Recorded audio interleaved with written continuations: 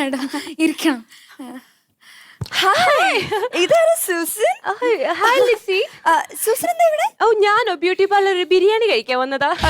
You mean ഹോട്ടലാണെന്ന് കരുതി barber ഷോപ്പിൽ കയറിയ ആൾ? Very naughty.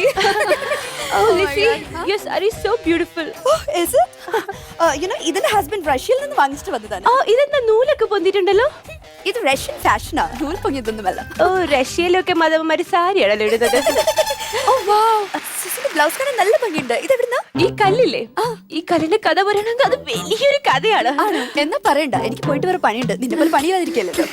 Sarasu, golden facial. Golden fish. എന്ന് എനിക്ക് വില കൂടി ഒരു ഫ്രൂട്ട് ഫേഷ്യൽ ആയിക്കോട്ടെ. ചീന പഴക്കല്ലേ, അതൊക്കെ എടുത്തിട്ട് കൊടുക്കും. അല്ല, നിങ്ങൾ എല്ലാവരും സംസാരിച്ചുകൊണ്ടിരിക്കുക, ഞാൻ അപ്പോഴത്തേക്കും റെഡി ആയിട്ട് വരാം. എടി ജിജി മോളെ, എടി ഇവിടെ രണ്ടെണ്ണം സൂസനും ലിസിയും. ഒന്ന് വാടി, എനിക്ക് എന്താ ചെയ്യണ്ടെന്ന് അറിയാൻ പാടില്ല. Jiji, hi madam. അപ്പൊ എന്താ പറഞ്ഞേ? ഗോൾഡൻ ഫേഷ്യൽ അല്ലേ? ഓക്കെ.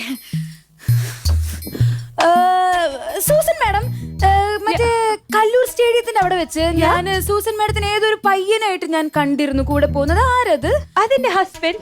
ഹസ്ബൻഡോ? അത് സരസുവിന് അറിയില്ല അല്ലേ? സൂസന്റെ ഹസ്ബൻഡ് സൂസനേക്ക് പ്രായം കുറവാ. കണ്ട മോനാണെന്നേ പറയൂ. കഥ പോയുണ്ടി. Very funny.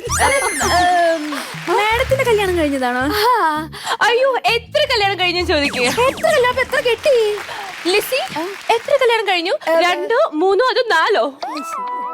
അവളെ വീട്ടു ജോലി തീർക്കാൻ പറ്റാഞ്ഞിട്ടേ ആഴ്ചയിൽ കല്യാണം കഴിക്കില്ല പണി. ഫേഷ്യൽ കൊണ്ട്